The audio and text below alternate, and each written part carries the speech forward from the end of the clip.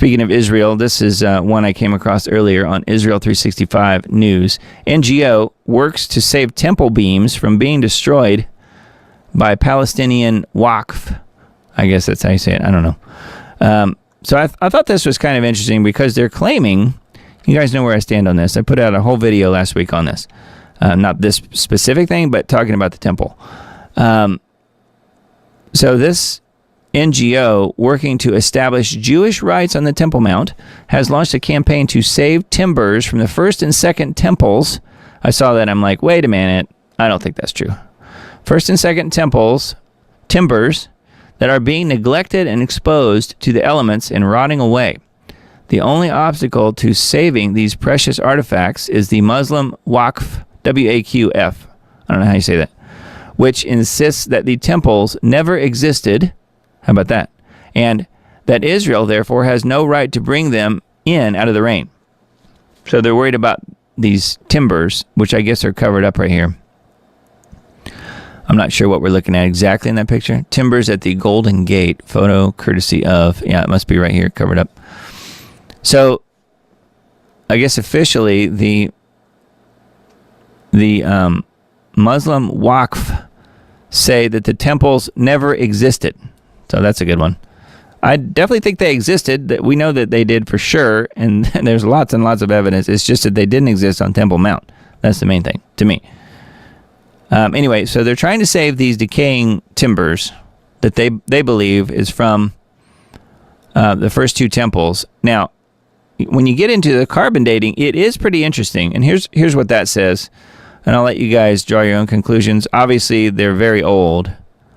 But they are just, just because they're that old, they then assume that they were part of the temple.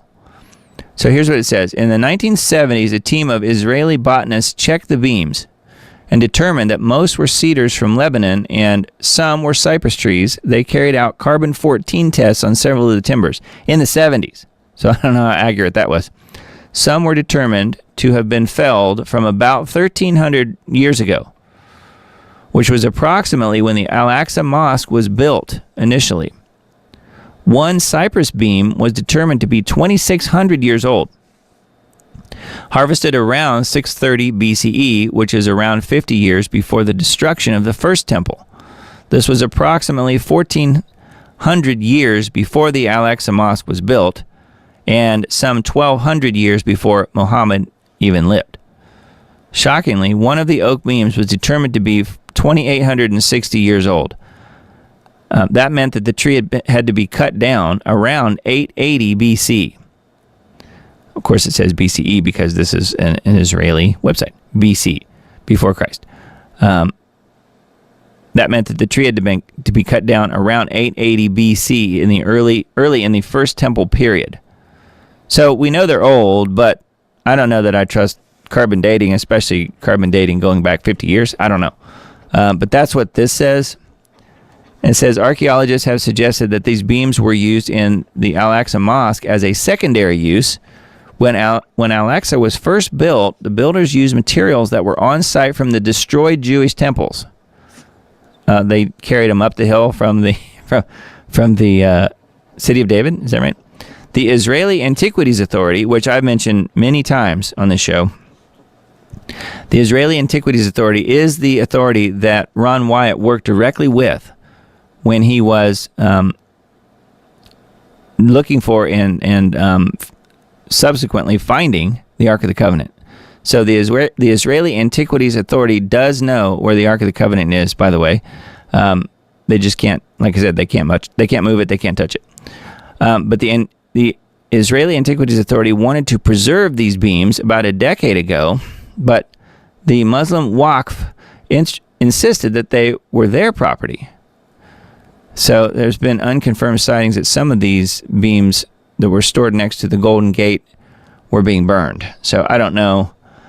Several campaigns were run to preserve the Temple Mount and seek public support for the mission, which means give us money. So I thought that was pretty interesting. The part that I have highlighted here was the thing that really jumped out at me when I was reading this about the timbers, because I had not heard this before. Maybe you guys haven't either. The timbers came to be lying outside, meaning just right here, after the earthquake in 1927, causing extensive damage to the Al-Aqsa Mosque, causing it to collapse. Did you guys know that? I had no idea that there was already an earthquake that hit Temple Mount that caused extensive damage to the mosque. Now, what I don't know is about the Dome of the Rock, if it was damaged or if it was even there at the time, which it probably was, but anyway, I thought that was really interesting that there was a 1927 earthquake that caused extensive damage to the Al-Aqsa Mosque. So I looked that up just to see if we could find some more information about that. And this is what Google says. In 1927, Jericho earthquake, which struck Palestine, present-day Israel. How about that? Palestine, present-day Israel, on July 11th. July 11th, 1927, caused significant damage, including the Al-Aqsa Mosque and other buildings in Jerusalem and surrounding areas, leading to over 130 deaths and 450 injuries in Jerusalem alone. Here's a breakdown. Earthquake epicenter near Jericho, magnitude of around 6.3. And then it talks about some of the other damage in Jerusalem, outside of Jerusalem, and aftermath and reconstruction and so forth. The Church of the Holy Sepulchre and the Al-Aqsa Mosque sustained heavy damage, including to their domes. The earthquake also affected the Jewish quarter of Jerusalem, with damage to the Russian monastery of Ascension on the Mount of Olives. How about that? So there was an earthquake already. That's something that I've been talking about. I really feel like there will probably be, I mean, if the mosque and the dome aren't damaged by, some sort of military operation, that there will be some sort of an earthquake that will not only damage, possibly destroy the mosque and or the dome there, Dome of the Rock and the Al-Aqsa Mosque, and potentially also reveal where going back to the Israeli Antiquities Authority, possibly also reveal to the world where the Ark of the Covenant is, which is right there in Zedekiah's Cave. Ron Wyatt found it in 1982. So I thought that was really interesting about the earthquake. It's already been hit in that area with an earthquake. And I personally think if that happens again, it won't necessarily be an act of God, quote unquote. I think it will be an act of tectonic weapons. That's personally where I think it's going. I found this article related to it. I do think it's really interesting that it happened on July 11th. Just meaning the number 11. It's kind of interesting to me. And then here's a whole article here about 7 seconds of dread, talking about the actual earthquake when it hit, and some various stories from that whole 1927 earthquake, including some pictures. There's some pictures as well on this particular article. And just looking at the Al-Aqsa Mosque, if you guys aren't familiar with the area, there's two things here. This is not the mosque. This is the Dome of the Rock, and this is the mosque over here. So they're like right beside each other. You can see that's lots of overgrowth and trees around here mostly. Here's the mosque. Here is the Dome of the Rock. So that's what we're talking about there. They're right there together, but you can see that they're taking up the whole Temple Mount pretty much. So very interesting, huh? And a potential earthquake coming. I don't know. I personally think that's what will happen. I could be completely wrong, of course, but we'll see. We'll see where it goes. The Wikipedia page here mentions Dome of the Rock. I was looking to see when that was actually built. Let's click through this and see if it says. Dome of the Rock is an Islamic shrine at the center of the Al-Aqsa Mosque compound on the Temple Mount in the Old City. Initial construction was undertaken during the second Fitna in 691 Common Era. So 691. So it's been around a long time. 1,500 years or whatever. It's been situated on top of the site of the second Jewish temple, which is wrong, but that's what this says. Built in 516 BCE, again, back to that again. BCE to replace the destroyed Solomon's temple and rebuilt by Herod the Great, which was destroyed by the Romans in 70 CE. The original dome collapsed in 1015 and it was rebuilt in 1022. Okay, so it's been there for a long time. That's the Dome of the Rock, the Golden Dome. So, anyway, pretty interesting. I just wanted to mention all of that. And I mentioned this video last week, but I forgot to include it in the Substack post, so I'll definitely do that this week. If you guys haven't seen it, that's what this video is about. This is Take It to the Lord in Prayer, End Times Dates, Part 3, the Third Temple Abomination. This goes back to when I originally uploaded this video in September of 2019. That's how old this video is. So it goes back a ways, but it talks about the Third Temple and how, no, it's not, the Temple Mount is actually a Roman fortress, Roman Fort Antonia, and goes into all of that. So Kathy says, Doug, thank you so much for watching and commenting on video about Jerusalem being Mystery Babylon. Much appreciated. You're welcome. Yeah, I thought that was a really good video that you sent and really appreciated that. And it's really got me thinking on some of that. So, yeah, thanks for sending for sure. But anyway, this video is there. It's on the YouTube channel, but I'll link to it directly in case you guys can't find it. There is a playlist, actually. I don't know if I've mentioned it before, but, well, here. Let me turn off the chat for just a second so you can see it. Right there on the right, you can see there's a playlist of all the Take It to the Lord in Prayer End Times Dates videos. If you happen to have missed some of them or want to go back and review, those were ones that I put out in 2019 primarily, 2019 and 2020 in that area. And they are all there on a playlist on my YouTube channel. And they're also on my other channels as well, but YouTube is the one that people tend to gravitate toward the most for watching those. So anyway, it is there if you guys want to check that out. I certainly would appreciate that. And I will link to part 3 in the Substack post that I send out tomorrow. Or actually, it'll be Tuesday. All right, and then let's see. Got another red heifer article. I was just I pulled up this because I thought the headline was pretty interesting, and who knows exactly where this is going, but this guy, a rabbi, says, at this moment, this is his quote, at this moment, it is not clear whether we have a red heifer suited for the ceremony. Now, this is dated just 3 days ago. So I thought they had several, according to, what's his name? Greg Locke, Pastor Greg Locke, and I put a separate video out earlier last week about that. We talked about that last week. What he said, and he was saying, no, it's imminent. They're definitely going to do it as far as sacrificing the red heifer and so forth. But this guy, from just a couple days ago, Rabbi Azariah Ariel, head of the Temple Institute's Red Heifer Project, I think he knows what he's talking about, recently gave a Hebrew language interview answering many of the questions concerning the project's recent developments. Now, that's what this is embedded here. So the video's there. At this moment, it is unclear whether we have in our possession in Israel a red heifer that is verifiably kosher and suited for the ceremony. About 2 years ago, 5 excellent red calves were brought to Israel. Yeah, from Texas, right?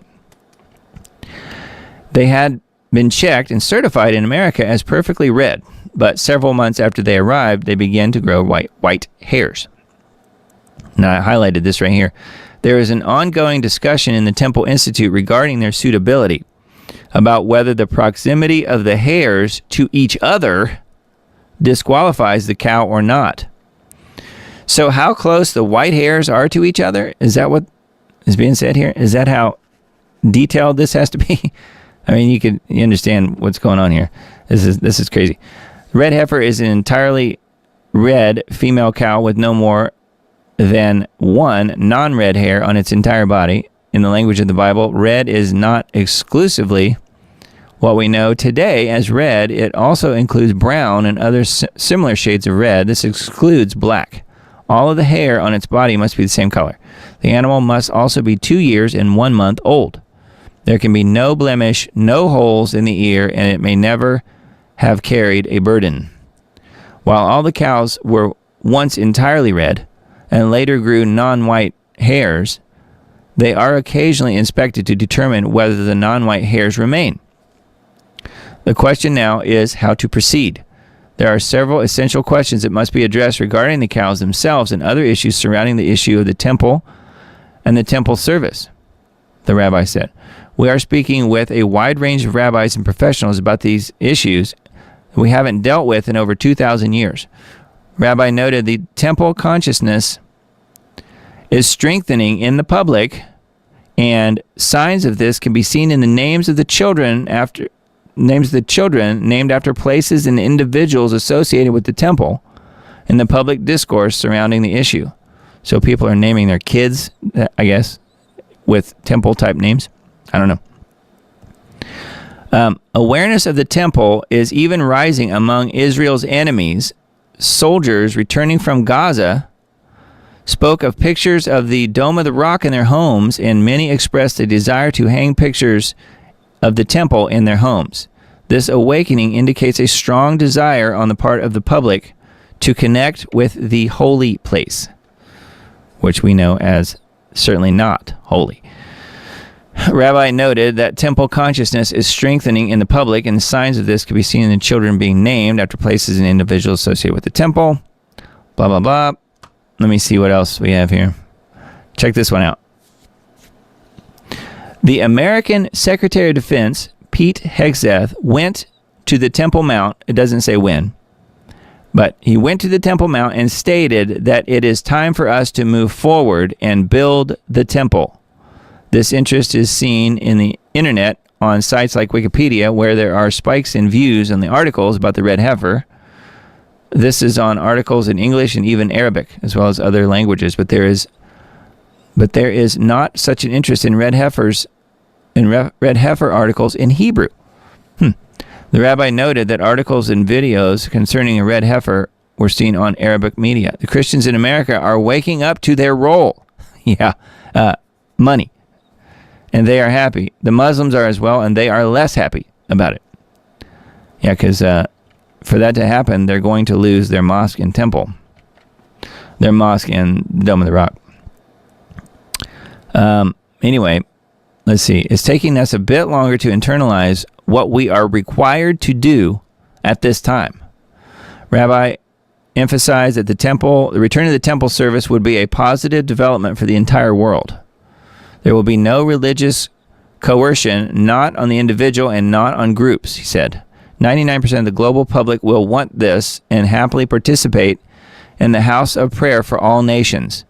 And don't you know, King Charles is all about that. What did he do in his acceptance of the crown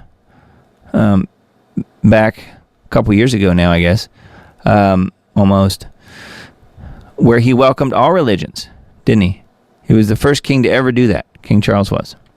He welcomed all religions. So a house of prayer for all nations. Rabbi Ariel noted a correlation between the rising temple consciousness and a strengthening connection to settling in Judea and Samaria. This was manifested in a sharp rise in Jews ascending to the Temple Mount in purity, a practice especially strong among young people from Judea and Samaria. And it says they're going to put out a book on the red heifer. This website is. So I thought that was really interesting. And Pete Hegseth is out there saying, yeah, the temple needs to be built. How about that? So a lot of stuff in that article. So just happened to come across both of those articles earlier today. Just wanted to share them with you guys. Yep. King and Lord Jesus was the final fulfillment of all sacrifice. Yep. That's right.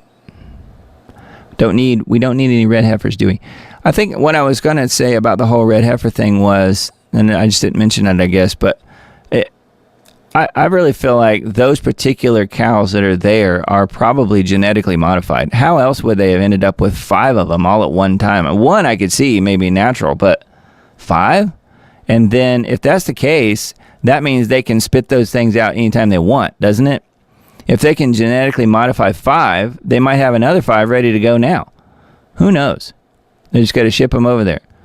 I mean, we don't know what the farmer did to get these 5 heifers, and apparently no one's ever questioned that, as far as I can tell. I mean, maybe there was people questioning where did they come from and why were there 5 versus just 1. But if they're genetically modified, who knows? You know, It's almost like they could genetically modify the cow to be exactly what they want and do this sacrifice and or therefore build a temple pretty much anytime they want at this point. So I don't know what they're waiting for. Perhaps there's a Trump involvement somehow, and that's what's next. I don't know. But I do think the earthquake could potentially be something that we see. I don't know.